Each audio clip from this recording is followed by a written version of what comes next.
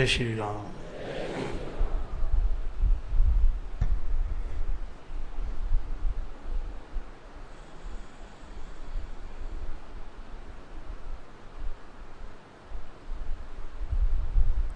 गुरु और शिष्य बड़ा ही निराला नाता है गुरु और शिष्य का।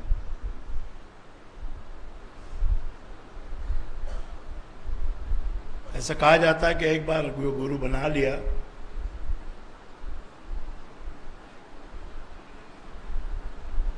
तो फिर उसको छोड़ना नहीं चाहिए।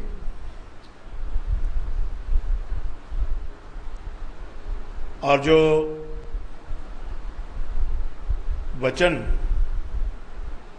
किसी को दे दिया तो वो तोड़ना नहीं चाहिए।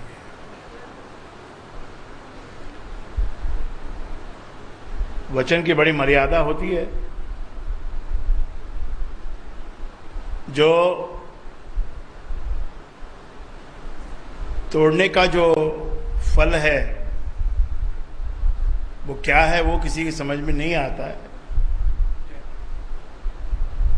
इसीलिए आजकल लोग वचन देकर भी ऐसा सोचते हैं कि हमने तो बस ऐसे ही बोल दिया है और इसको क्या है, इसका कोई मोल तो ही नहीं, कभी भी तोड़ दो, कुछ भी कर लो, जो मन में आए सो कर।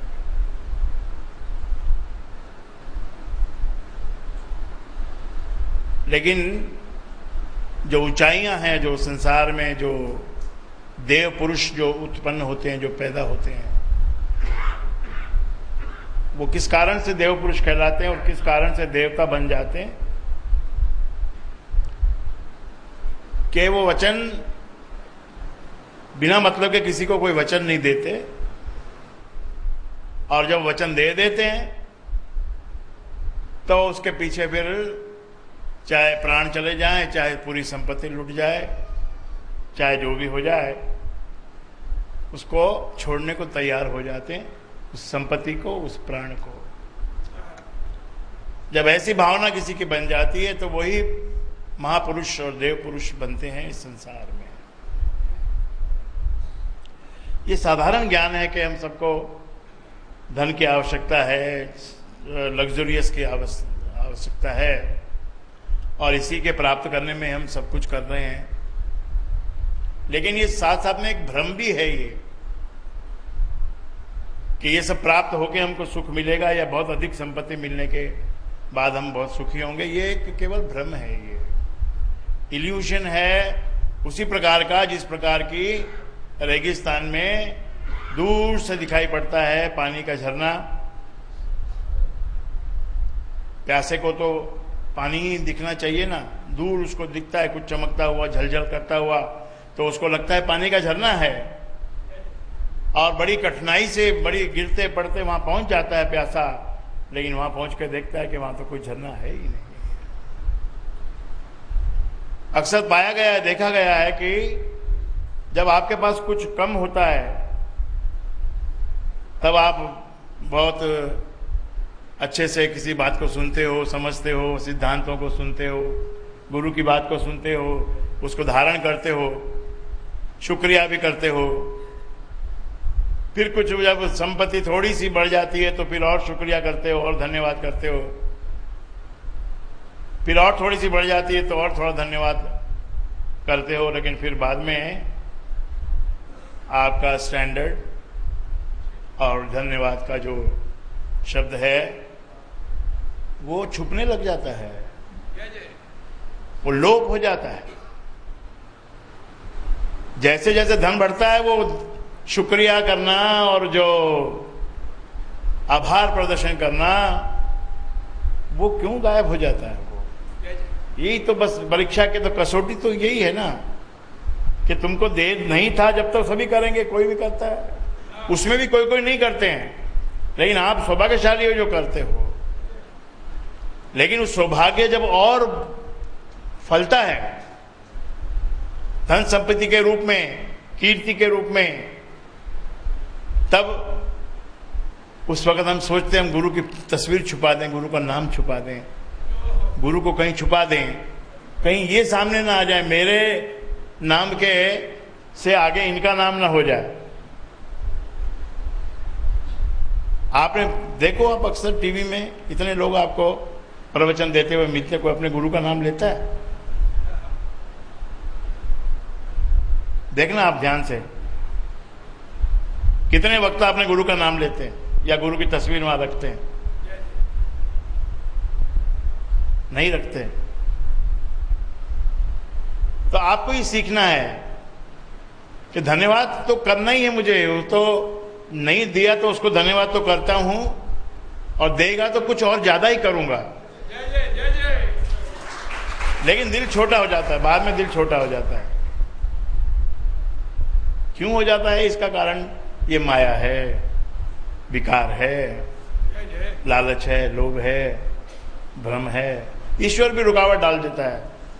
ईश्वर भी कहता है भाई ले तो थोड़ा धन ज्यादा ले जा, जा छोड़, दरबार को छोड़, निकल यहां से। तू निकले तो दूसरे का नंबर आएगा। तो भाई और बहनों, हनुमान जी का जो आज नाम है वो राम से भी अधिक उनके मंदिर हैं और राम से भी अधिक उनकी पूजा होती है। भागवत हैं, वो परम भागवत हैं। आज से 1-1.5 साल पहले भागवत की चर्चा मैंने की थी कि कौन कौन भागवत हैं। तो हनुमान जी भागवत है, भरत जी भागवत हैं, अपने लक्ष्मण जी भागवत हैं, सुखदेव जी भागवत हैं। इन भागवतों के कारण ही भगवान को इस संसार में प्रकट होना पड़ता है, वही प्रकट कराते हैं।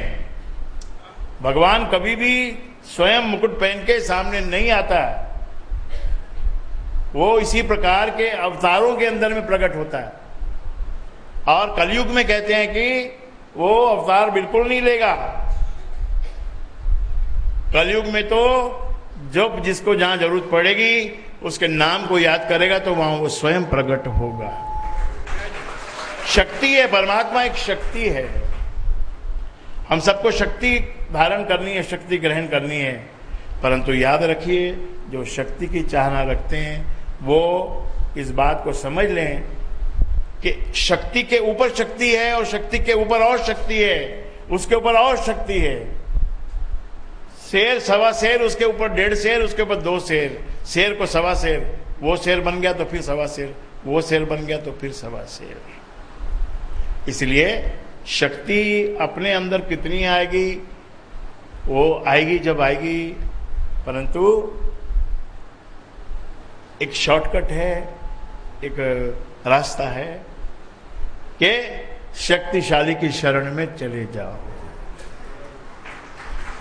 शक्तिशाली की शरण में ही जाना पड़ेगा, वही तुम्हारी रक्षा कर सकता है। तुम्हारे ऊपर कोई संकट आ जाए, कोई तुमको डराए धमकाए, तो कोई गुंडा तुमको मिल जाए तो क्या होता है कि उस गुंडे से भी बड़ा कोई शक्तिशाली हमको खोजना पड़ता है।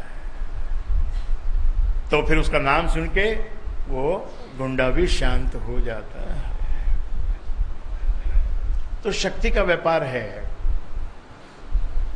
इसलिए शक्तिशाली गुरु को पकड़ो, जो गुरु तुमको शक्ति देता हो, जहां पर बैठ के आपको शक्ति मिलती हो। नहीं मिले तो उठ के चले जाना, दोबारा आना नहीं। क्यों समय बर्बाद करना? और मिले तो फिर कहीं और जाना भी नहीं। इसीलिए कहा है परमात्मा और गुरु में क्या असीम शक्ति होती है।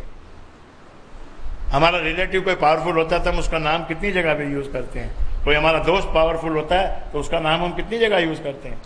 कोई कमजोर का नाम कहीं लेता है क्या? कोई, बल्कि कोई लेता है, कोई कहता है कि तुम्हारा ये कोई है भाई या कोई तुम्हारा रिश्तेदार ऐसा कोई कमजोर नाम लेता है तो अपन कहते हैं हाँ वो है, मेरा एक रिश्तेदार है, वो उधर रहता है, किधर वो, हाँ बहुत दिन हो गए देखा नहीं उसको। अभी उसको मतलब हम गोल मोल करना चाहते हैं। और जिससे जरा सा भी नाता है बड़ी दूर का और वो पावरफुल है तो उसका नाम हम हंस हंस के लेते हैं, उसका नाम हम बढ़ बढ़ के लेते हैं। क्या मेरे, हाँ रे हाँ मेरे, उसका वो का वो है वो।